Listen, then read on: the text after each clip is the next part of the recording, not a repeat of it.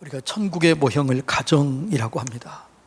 그런데 요즘에 우리 가정 가운데 여러 가지 질병 때문에 힘들어하고 어려운 사람들이 많은 것을 보면서 이 치유의 복음을 전해서 우리의 가정이 치유되고 회복되어서 진짜 천국 가정을 누렸으면 좋겠다라는 그런 마음을 갖게 되었습니다.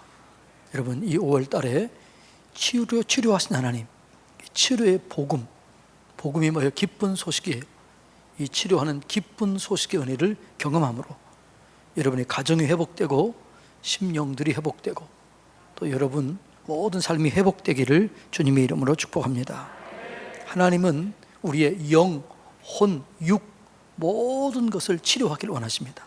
그래서 하나님께서 자기를 계시할 때 이름을 통해서 계시하는데 그 이름이 뭐냐 그러면 여호와 라파라고 하는 이름입니다. 여호와 라파는 뜻이 뭐예요? 치료하는 하나님이다 라는 것입니다. 여러분, 원래 우리는요, 하나님 우리를 창조할 때 질병 없이 창조했습니다. 에덴 동산에는 질병이 없었습니다. 근데 우리가 타락함으로 하나님을 떠남으로 우리의 질병이 생겨지게 된 거죠. 그래서 우리 하나님께 돌아가면 모든 것들이 치료되고 회복이 되는 거예요. 그러니까 하나님께서 나는 여호와 라파의 하나님이라 얘기할 때 내게로 돌아오는 자에게 은혜를 주시는 게 그게 치유의 은혜예요. 어떤 이 땅에 있는 모든 것들도요, 어떤 것들도요, 만드는 곳에 가면 다 고쳐져요. 이게 망가졌다, 이 시계가 망가졌다 그러면 어디 가면 고쳐져요?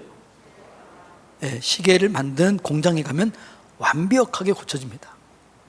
여러분이 이제 없으면 살 수 없을 것 같은 핸드폰, 그 핸드폰도 망가졌다 그러면 어디 가면 고쳐질까요? 만드는 공장에 가면 완벽하게 고쳐지는 거예요. 사람을 누가 지으셨어요? 하나님이 지으셨어요. 그래서 망가진 사람이 영, 혼, 육 어떤 것이라도 망가진 사람들이 하나님께로 돌아가면 어떻게 돼요? 고쳐지게 되는 거예요. 그래서 하나님께 돌아오라 이렇게 얘기합니다.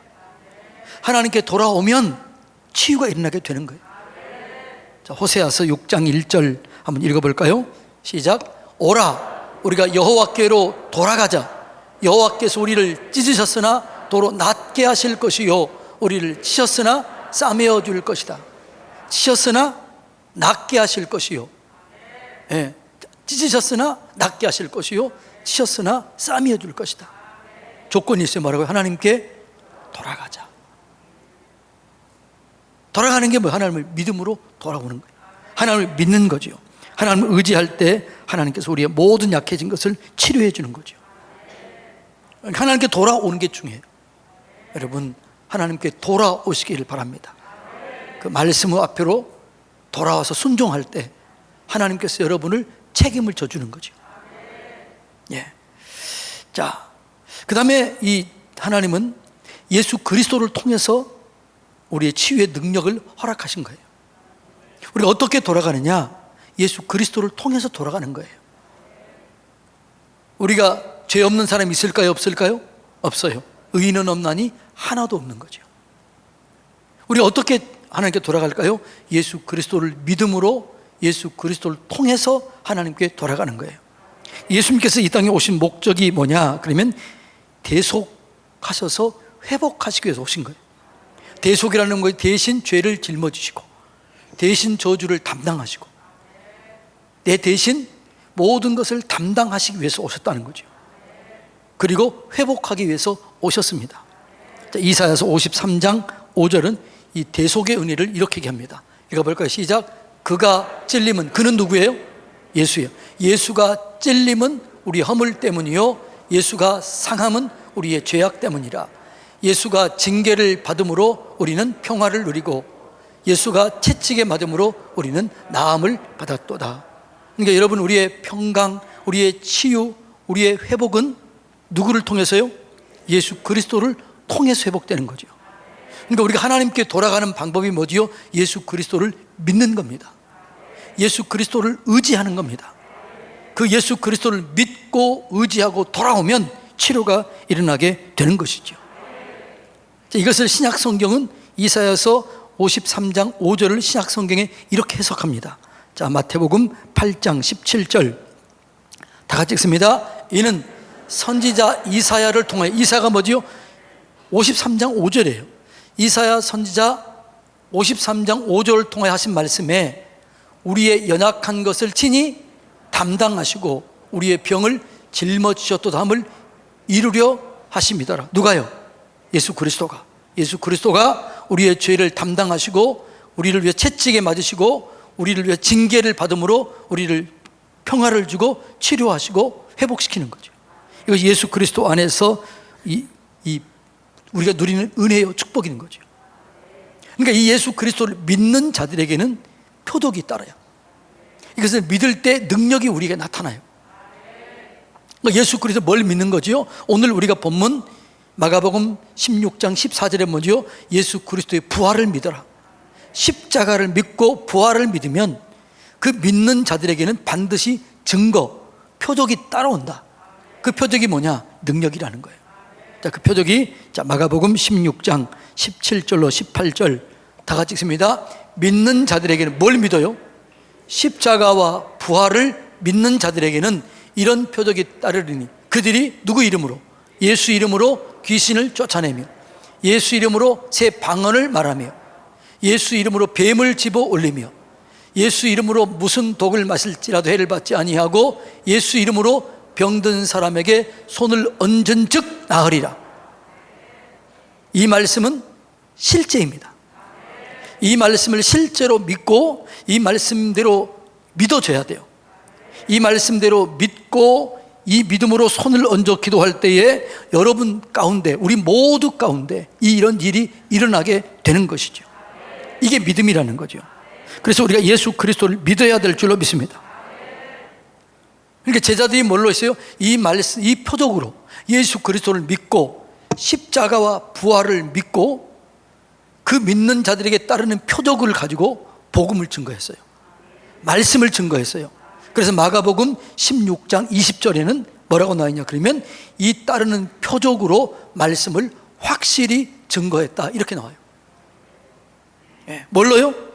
따르는 표적으로, 그 능력으로 말씀을 확실히 증거했다는 거죠. 그래서 사도들이 한 일이 뭘 거죠? 이 사도들이 치유로 이 능력의 복음을 전했습니다. 그러니까 사도들이 복음을 증거할 때 어떻게 해요? 그 당시에 오해를 많이 받았고 기독교인들을 거부했고 기독교인들을 여러분 아주 지금처럼 하면 상대하지 않았습니다. 조롱과 비웃음의 대상이었습니다. 그런데 어떻게 그들이 로마를 정복했느냐?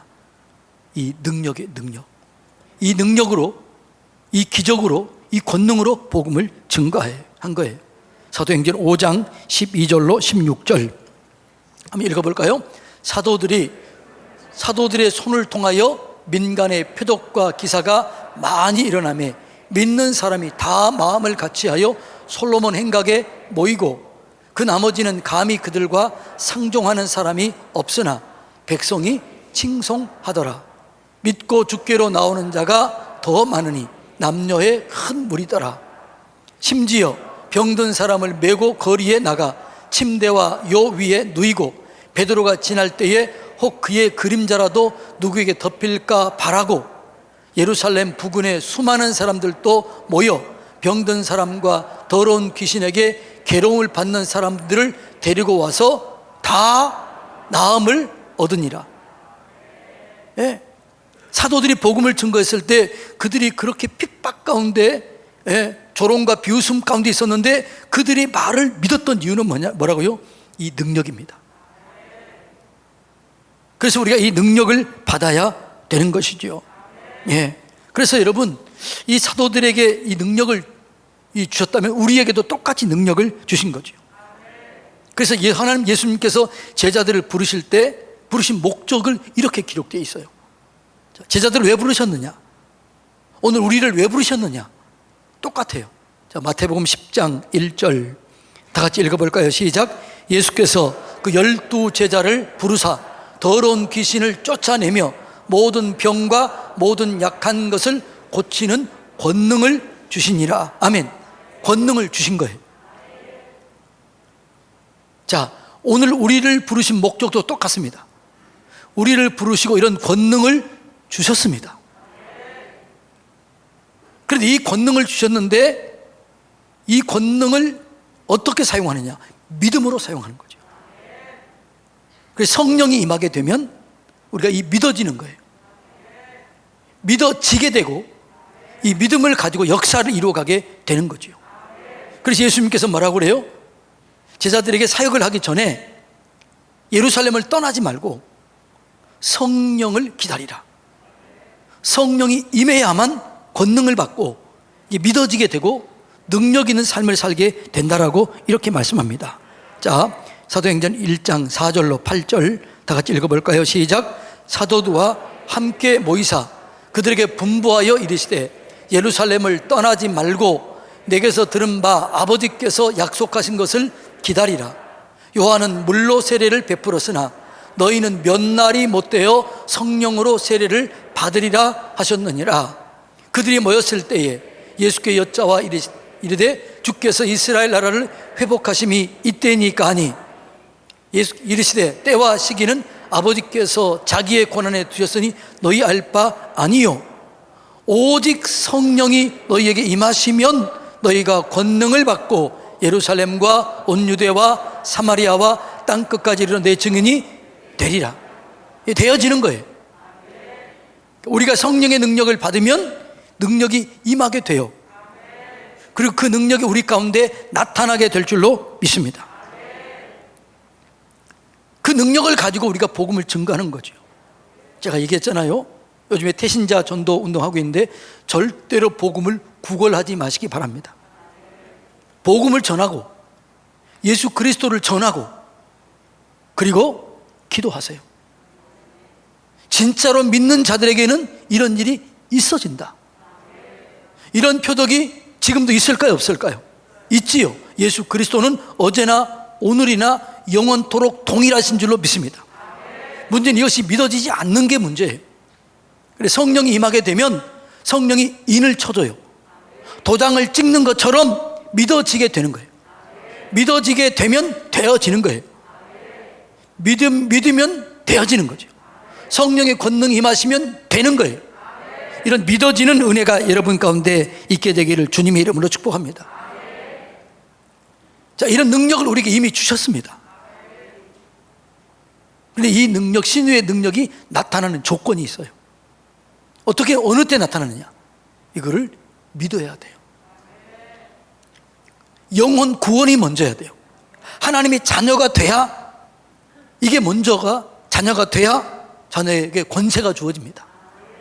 그래서 영접하는 자, 곧 그 이름을 믿는 자들에게는 하나님의 자녀가 되는 권세를 주셨습니다. 권세가 주어지는 거죠. 그래서 믿는 자들에게 표적이 따라요. 예수 그리스도를 믿고 하나님의 자녀가 되고 이 사실을 믿는 자들에게 표적이 따라요. 그래서 여러분 영혼이 잘 돼야 될 줄로 믿습니다. 영혼의 구원을 받고 하나님의 자녀가 돼야, 자녀가 되면 믿어지게 되는 거지요. 하나님이 내 아버지라는 사실이 믿어지게 되고, 이것이 믿어지게 되면 진짜로 이게 믿음이 이렇게 되지 않아도 그냥 믿어지는 거예요.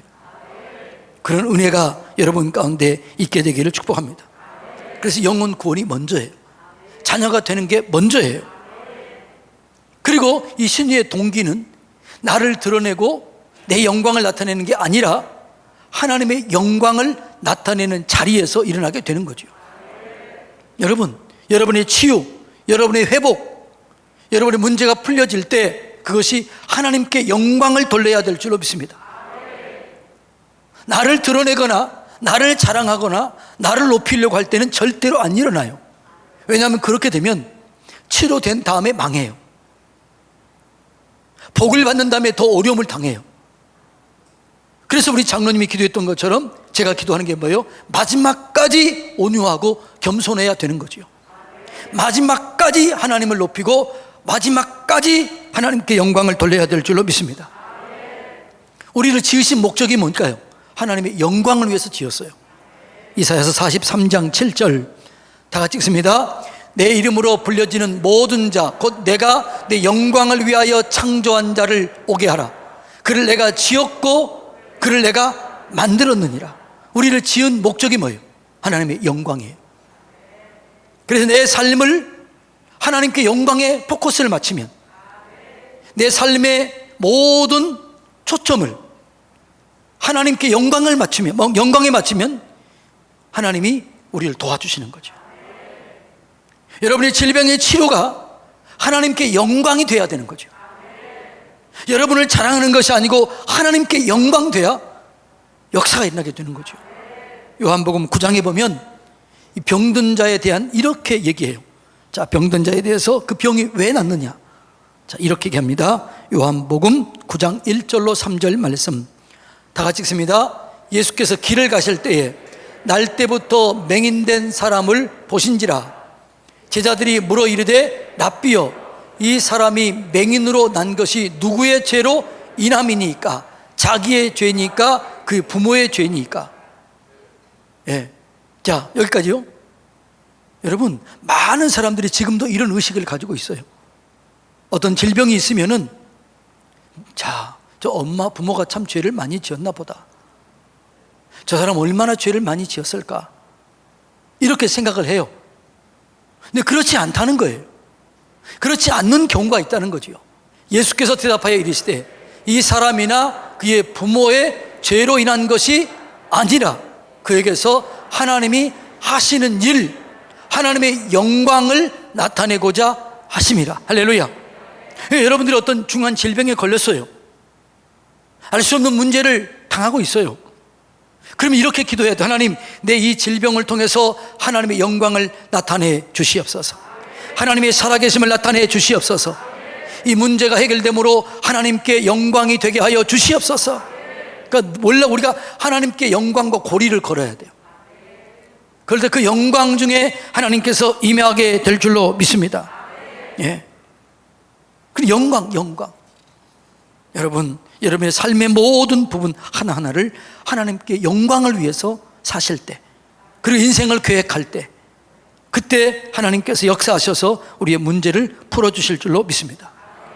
자, 그리고 치유는 뭐냐 그러면 믿을 때 얻어지는 선물이에요.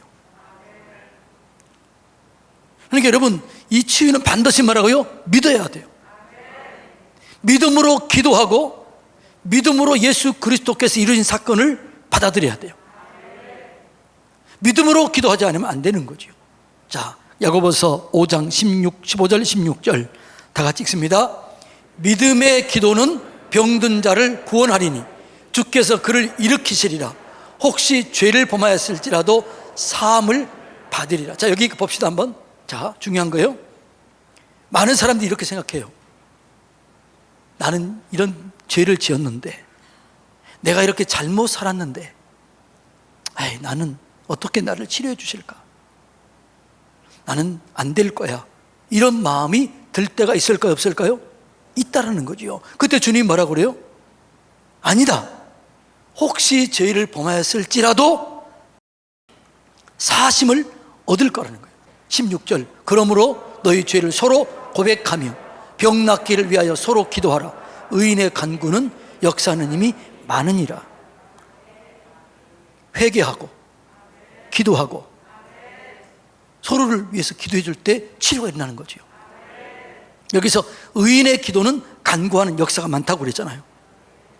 예수 그리스도를 통해서 죄 사함을 받은 사람, 예수 그리스도를 통해서 대속의 은혜를 받은 사람, 이 사람이 기도할 때 역사가 일어나게 되는 거죠.